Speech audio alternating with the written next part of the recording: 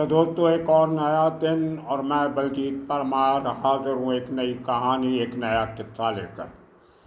आज आपको उस शख्स की कहानी सुनाएंगे जो बहुत खतरनाक अपराधी था, लेकिन बहुत ही लो प्रोफाइल रखता था। कभी सुर्खियों में बने रहने के लिए कोई यत्न प्रयत्न नहीं करता था। अपना काम करके आराम से चुपके बैठ जाता था। और वो शख्स ने 2002 में विले पार्ले के एक शिवसेना के नेता को मारा। उसके बाद भाग के वो बैंकॉक चला जाता है, जहाँ पे सितंबर 2000 में छोटा राजन पर हुए हमले की टीम में वो शामिल था। और उसके बाद 2002 में उस आदमी ने एजाज लकड़ावाला के ऊपर कातलाना हमला किया, लेकिन किसी वजह से वो कैसे बच गया, वो पूरा किस्सा आज आपको सुनाएंगे। कैसे बैंकॉक में पकड़ा गया, कैसे वापस आया और फिर उसको वापस भेजने की तैयारियां कैसे चली। ये बड़ी अपने आप में अजीबोगरीब किस्सा है जो आपने शायद बहुत कम सुना होगा, क्योंकि बहुत कम मटेरियल उसके ऊपर मिलता है। पर हमने अपने सोर्सेज से बहुत मेहनत करके बातचीत करके उस शख्स की कुंडली निकाली है। और सुनिए कहानी। उस शख्स का नाम है गुरप्रीत सिंह भुल्लर। मूल रूप से पंजाबी सरदार जी, और सर पे वो पटकी और पगड़ी भी बांधता है, दाढ़ी भी रखी हुई है। कमाल की बात है, मुंबई के अंडरवर्ल्ड में इस किस्म का सरदार मैंने पहली बार देखा। बहुत और लोग भी देखे, जिनमें कमलजीत एक था, उसके पहले प्यारा सिंह था। इन लोगों ने बहुत काम किए, लेकिन पगड़ी बांध के अपने उसी रूप में रह के जो उसका ओरिजिनल चेहरा है वो रख के ऑपरेट करना बहुत मुश्किल होता है, लेकिन फिर भी उस आदमी ने किया। चलो शुरू करते हैं दास्तान गुरप्रीत सिंह भुल्लर। आपने राशिद मलबारी का नाम तो सुना होगा। छोटा शकील का खास आदमी, बहुत बड़े बड़े काम किया। हमने शायद 2 एपिसोड उसके ऊपर बनाए थे काफ़ी समय पहले। लेकिन ये शख्स राशिद मलबारी का खास था और उसका चेला भी कहा जाता है। जैसे हम कहते हैं कि 2 जन मिल के जो बड़े काम करते हैं। कल का किस्सा आपको सुनाया हेमंत पुजारी का और उसके साथी कुंदन सिंह बिष्ट का, उसी तरह राशिद का साया था ये राशिद मलबारी का। और 20 साल की उम्र में ही राशिद का चेला बन गया और आने वाले 6 साल में बहुत कुछ किया है इस आदमी। चलो आपको बताते हैं सब हुआ कैसे। सबसे दिलचस्प किस्सा है एजाज लकड़ावाला के ऊपर बैंकॉक में फायरिंग शुरू। 2000 में इस आदमी को छोटा शकील ने एक कॉन्ट्रैक्ट दिया कि विले पार्ले में एक शाखा विभाग प्रमुख है, उसको मारना है। और ये लड़का, इसके साथ 2 आदमी और दिए गए। विले पार्ले में गया, जिस आदमी को बताया गया था कि उसको मारना है, वो अनफॉर्चुनेटली अपने ऑफिस में नहीं था, लेकिन वहाँ पे बहुत सारे और लोग बैठे थे। उनमें एक रत्नाकर हड़कर नाम का लोकल शिवसेना शाखा प्रमुख बैठा था। बड़ा बहुत विभाग प्रमुख वहाँ पे नहीं था, लेकिन कुछ उसकी इंक्वायरी करते करते तू मैं हो जाती है। और ये 20 साल का लड़का, 20 साल का, 20-21 का होगा, इस आदमी ने वहीं पे अपना वेपन निकाल के जिसको दिया गया था विभाग प्रमुख को मारने को, इसने वो शाखा प्रमुख रत्नाकर हड़कर को मार दिया जान से और वहाँ से भाग गया। हालांकि काफ़ी सारे शिवसेना के वर्कर पीछे भागे इसको पकड़ने के लिए, लेकिन यह हाथ नहीं आया। और उसके बाद मलबारी की मदद से ये आदमी नेपाल से बैंकॉक पहुंच जाता। और अब बैंकॉक सिटी अगर आपने देखा होगा, मैं तो बहुत बार गया हूँ, कोई 20-22 बार गया हूँ वहाँ पे। बहुत सारी सिख पॉपुलेशन वहाँ रहती है। गुरुद्वारा भी है काफ़ी सारे, एक नहीं, तकरीबन हर बड़े शहरों में गुरुद्वारे हैं। बैंकॉक में तो एक बहुत बड़ा गुरुद्वारा है वहाँ पे, और रहने के कमरे भी हैं वहाँ, पंजाबी लोगों की मार्केट भी है। उसमें एक ज़माने के भाभी का ढाबा भी हुआ करता था, जो बहुत मशहूर था। आजकल पता नहीं होगा कि नहीं होगा। केटी मार्केट थी, उसके साथ बहुत बड़ी सरदार जी लोगों की, उसमें बहुत बड़े बड़े उनके स्टोर, कपड़े के ख़ास तौर पे, और लेदर वियर के, फुटवियर के, इस किस्म के, और फैशन एक्सेसरीज़ के, जहाँ पे लेडीज़ का सामान ख़ास तौर पे ज़्यादा मिलता है, वो इस किस्म का, वो केटी मार्केट उसको कहते थे। उसके साथ ही वो गुरुद्वारा था। अब पूरी छोटी सी गली दीवार के साथ साथ अंदर जाती थी, वहाँ से 4 आदमियों का निकलना मुश्किल हो जाता था। खैर, तो अपने आप को मुंबई की, बैंकॉक की सिख पॉपुलेशन में समा लेता था। पटकी बांध के उसी तरह आराम से घूमना, किसी को शक ही नहीं उठता था बैंकॉक में कि ये आदमी हिंदुस्तान से किसी काम के लिए आया।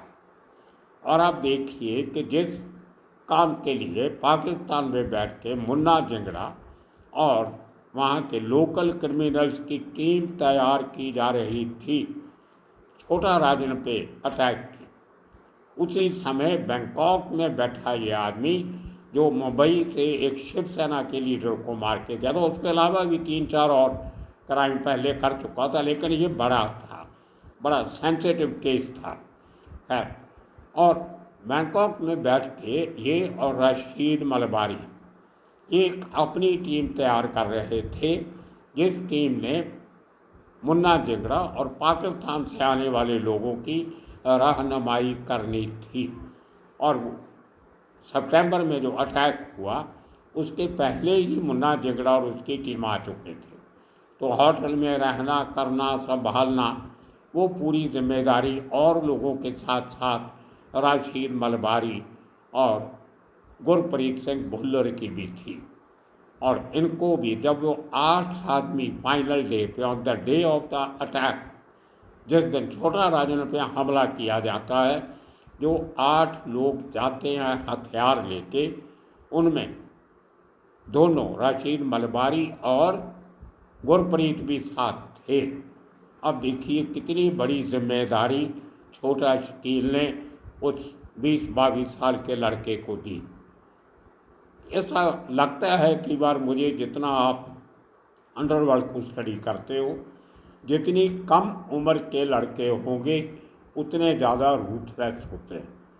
जब 34-35-40 साल की उम्र आदमी की हो जाती है, तो बहुत अच्छी तरह से अच्छा बुरा सोचने लगता है। कहीं ना कहीं उसके रिफ्लेक्सेस जो है वो कमज़ोर हो जाते हैं, या उसका दिमाग थोड़ा सा सोचने लगता है कि मैं क्या करने जा रहा हूँ, ये मुझे करना चाहिए, नहीं करना चाहिए। और उस उम्र तक बहुत से लोगों की शादी विवाह भी हो गया होता है, आगे बच्चे बीवी, उनकी कई बार याद आती है कि मुझे कुछ हो गया तो उनका क्या होगा। लेकिन जिन लोगों के ऊपर इस किस्म की कोई जिम्मेदारी नहीं होती, वो अक्सर दूसरों से ज़्यादा डेयरिंग रखते हैं। इसलिए शायद अंडरवर्ल्ड में इस किस्म के लोगों का इस्तेमाल ज़्यादा किया जाता है कि वो रिस्क लेने की ज़्यादा समर्था या इच्छा दोनों रखते हैं।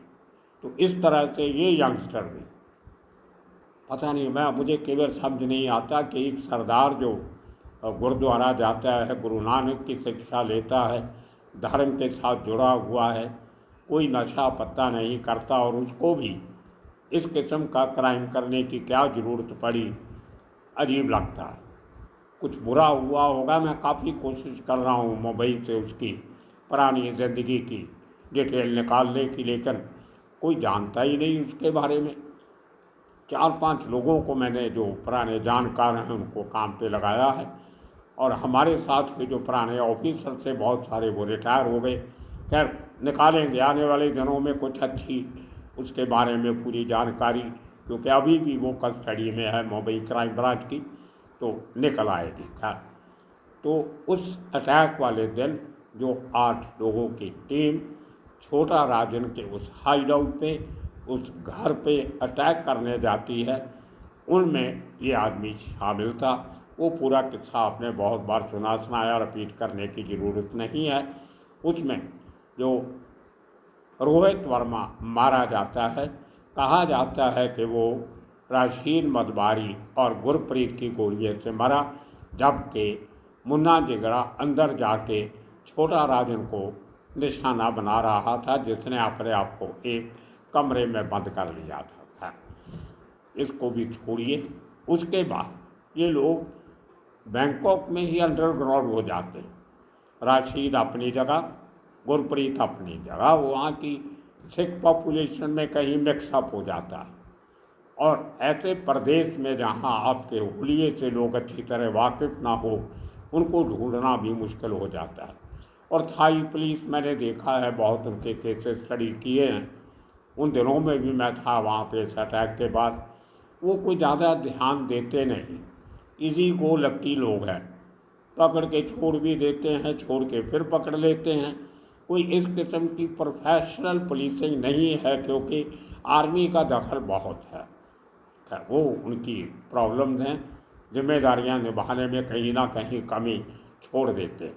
करप्शन बहुत है, पैसा लेके जो मर्जी करवा लो आप, बहुत बड़ी अमाउंट दे दो तो आपके ऊपर मर्डर का चार्ज भी नहीं लगता। तो ये शख्स उन 8 में से 3 लोग बाद में पकड़े गए, जिनमें मुन्ना जिगड़ा एक था। और इन तीनों को जो पकड़े गए, उनकी ट्रायल में उनको 33.5 साल की सज़ा हुई, 33.5 ईयर। बाद में ठीक है, उन्होंने अपील करके, क्योंकि वो आदमी मरा नहीं था छोटा राजन, इसलिए अपील में उनकी सज़ा कुछ कम हुई। और उसके बाद मुन्ना जिगड़ा को पाकिस्तान के हवाले कर दिया, क्योंकि उसने अपने कागजात, आइडेंटिटी पेपर पाकिस्तान के शो किए थे। भारत सरकार ने बहुत जोर लगाया, लेकिन भारत नहीं ला सके। और ये आदमी अंडरग्राउंड हो गया। 2 साल तक बैंकॉक में रहता रहा, लेकिन पुलिस के हाथ नहीं लगा। राशीद मलबारी इधर उधर चला गया, कभी कनाडा, कभी साउथ अफ्रीका, कभी ऐसे घूमता रहा, वो भी हाथ नहीं आया। इस तरह ये 2 और 3 आदमी और पुलिस के हाथ नहीं लगे। लेकिन वो 5 के 5 लोगों को सबको 33.5 साल की सज़ा हुई है। उनमें से कुछ पकड़ा जाएगा कहीं भी दुनिया में, और अगर उनको वापस थाईलैंड भेज दिया गया, उनको वो सज़ा पूरी काटनी पड़ेगी। ये एक बड़ा पेच है उनके कानून में। वो बार बार ट्रायल नहीं चलाते कि जो आदमी वांटेड है बाद में पकड़े जाएंगे तो नए सिरे से केस चलेगा, नहीं। वहाँ एक केस में जो फैसला हो गया, सब आरोपियों को एक जैसी सज़ा। वो भी आपको बताएंगे इस केस में क्या हो। उसके बाद 2002 में एजाज लखड़ावाला को डी कंपनी ढूंढ रही थी, और उनको खबर मिली कि वो भी बैंकॉक में छुपा हुआ है। एजाज लखड़ावाला वहाँ पे एक नकली पासपोर्ट पे रह रहा था, जिसमें नाम उसने दिया हुआ था सैयद रहमान। उस नाम से पासपोर्ट बना के रह रहा। और उसी तरह जो गुरप्रीत भुल्लर है, इसके पास जो पासपोर्ट था वो इकबाल के नाम का था। अब इकबाल पंजाबियों का नाम भी होता है, सरदार जी का नाम भी होता है, इकबाल सिंह भी होता है, इकबाल कुमार भी हैं, तो इकबाल मुस्लिम नेम भी होता है। और पेट नेम जो उसका था वो सैंडी था, सैंडी कहते थे उसको। तो ये 3-4 के नाम। इकबाल के नाम के पासपोर्ट पे वो बैंकॉक में रह रहा। 2002 में राशीद मलबारी को जिम्मेदारी दी जाती है कि एजाज लखड़ावाला का काम करना है, क्योंकि उसने 1998 में छोटा राजन के साथ मिलकर कराची में जाकर दाऊद इब्राहिम को मारने की कोशिश की थी। छोटा राजन के काफ़ी सारे लड़के, जिनमें विरोध माटकर एक था, संजय रगड़ था, दूसरे थे इस किस्म की उसकी पुरानी टोली, जिनमें से कुछ लोगों को नेपाल में मार दिया गया था बाद में। सुभाष सिंह ठाकुर की तरफ से जाओ दूसरे गैंग की तरफ। तो ये लोगों पूरे, जिनमें एजाज लकड़वाला भी था, ये सब लोग कराची जाते हैं, अटैम्प्ट करते हैं, लेकिन लास्ट मोमेंट पे इनको वो ऑपरेशन अबैंडन करना पड़ता है, छोड़ के बड़े तरीके से वापस आ जाते हैं। तो ये बात डी कंपनी को बहुत खटक रही थी। वो एक एक करके उन लोगों को ढूंढ रहे थे जो 1998 में पाकिस्तान गए थे। उनमें से एक आदमी उन्होंने ढूंढ लिया कि वो बैंकॉक में छुपा हुआ है और सैयद रहमान के नाम से रह रहा है, और उसको ढूंढने की जिम्मेदारी लगाई गई गुरप्रीत भुल्लर को, अलियास इकबाल को। मैं आपको बता दूं कि ये आदमी ने थाईलैंड में रह के, नौजवान था, इंटेलिजेंट था, इसने थाई लैंग्वेज बहुत अच्छी सीख ली थी, काफ़ी अच्छी दर्जे की थाई भाषा बोल लेता था, लोगों से कम्युनिकेट कर लेता था, किसी को शक नहीं होता था कि ये बाहर से आया है। तो क्योंकि बहुत से सरदार वहाँ पे लोग देखते रहते हैं। तो इस आदमी की ड्यूटी लगाई गई और पूरा ऑपरेशन दिया गया राशिद मलबारी को। और निगाह रखते रखते इन्होंने एक दिन खबर मिलती है कि एजाज लकड़ावाला वहाँ के एक इलाके, मोबाई इलाके में किसी घर में रहता है। अब इस शख्स ने उसको देखा नहीं था, लेकिन उसको फोटोग्राफ्स वगैरह दी गई कि इस किस्म की उसकी शक्ल, हाइट जान पड़ी। तो इस आदमी ने उसको अपनी रैकी करते करते कोई 12-13 दिन में लोकेट कर लिया कि इस बिल्डिंग में रहता है। लेकिन इस बात की खबर एजाज लकड़ावाला को मुंबई से उसके किसी दोस्त ने फ़ोन करके बता दिया कि तेरी फील्डिंग लगी हुई है, अलर्ट रहेगा। और वो फील्डिंग उसकी जो बताई जिस आदमी ने, उसके खास दोस्त ने जो खबर दी, जिसका नाम था सलीम पेनवाला, ये सोर्सेस का ऐसा कहना है। उसके कुछ दिनों के बाद ये बात के ऊपर पूरी चर्चा करने के लिए इस शख्स ने पेनवाला को कहा कि पूरी डिटेल किसी तरह मेरे को पहुंचा मेरे पास, और साथ में कोई ऐसी कोई दुआ करके, कोई ऐसा किसी पीर फकीर के साथ कि मेरे ऊपर जो दिक्कत आने वाली है वो टल जाए। तो मुंबई की एक दरगाह से सलीम पेनवाला एक तावीज़ बनाता है, एमुलेट जिसको कहते हैं, लक्की चाम, वो बना के इसको खुद लेके जाता है बैंकॉक। मुंबई से तावीज़ काफ़ी हैवी मोटा तावीज़ था, उसमें काफ़ी कुछ लिखा होता है, आयतें होती हैं कुछ, और काफ़ी है। वो लेके पहुंचता है, लेकिन एजाज लकड़ावाला को अभी अलर्ट हो गया होता है कि मेरे ऊपर निगाह रखी हुई है, कोई आदमी मेरे पास आएगा जाएगा तो मेरी लोकेशन कंफर्म हो सकती है। तो जहाँ से उसने सलीम पेनवाला को रुकने के लिए बोला था, वहाँ पे खुद वो तावीज़ लेने नहीं गया, उसने अपनी पत्नी को बोला कि आप जाओ ये तावीज़ लेके आओ, लेकिन वहाँ से सीधे घर नहीं आना, इधर उधर घूम फिर के 4-5 घंटे के बाद, थोड़ा अंधेरा होने के बाद वापस लौटना, कहीं शॉपिंग करने चले जाना, किसी मॉल पे चले जाना। तो इस किस्म से 4-5 घंटे टाइम पास करके फिर आना। उसको पूरा शक था कि उसके दुश्मन उसके ऊपर अराउंड द क्लॉक निगाह रख के बैठे हैं, और उनमें से सबसे बड़ा निगाहबान जो था, निगाहदार था जो, वो भुल्लर था, गुरप्रीत सिंह भुल्लर, सैडी अलियास इकबाल। अब इन लोगों ने पेनवाला के होटल पे भी निगाह रखी हुई थी। इनको पता था कि ये आदमी आया है, या तो ये एजाज लकड़ावाला को मिलने जाएगा या वो इसको मिलने आएगा, और पूरी तैयारी से ये लोग बैठे थे। और वो आखिर वो दिन आ गया। इसकी पत्नी का पीछा करते करते वो पत्नी ने अपने पति की बात नहीं मानी, या घबराई हुई थी या डरी थी या कुछ था, वो तावीज़ लेके सीधा टैक्सी पकड़ के वापस घर आ गई। इनको वही पता चाहिए था। और जैसे ही वो घर पे आई, इन लोगों ने उसका पूरा घर का नक्शा अपने दिमाग में बैठा लिया। उसके बाद उस बिल्डिंग में उसका घर जो था वो पिन पॉइंट कर लिया, और 2 दिन के बाद exactly 2 days after, round the clock, पूरी निगाह रखने के बाद ये शख्स अकेला जाता है आजाद लकड़ा वाला के घर पे और 6 गोलियां उसको मार देता है। इधर उधर सब लगती हैं, लेकिन जो हार्ट के ऊपर 2 गोलियां लगी वो कुदरती उस तावीज़ पे लगी जो उसकी जेब में था। वो इंजर्ड तो बुरी तरह होता है, बहुत सीरियसली इंजर्ड होता है, लेकिन हार्ट पे वो गोली लगनी बच गई।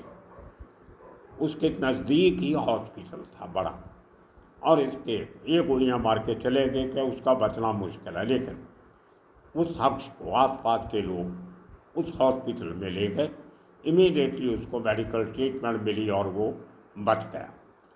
लेकिन खबर ये उड़ गई मुंबई से लेके कराची तक कि एजाज लकड़ा वाला मर गया।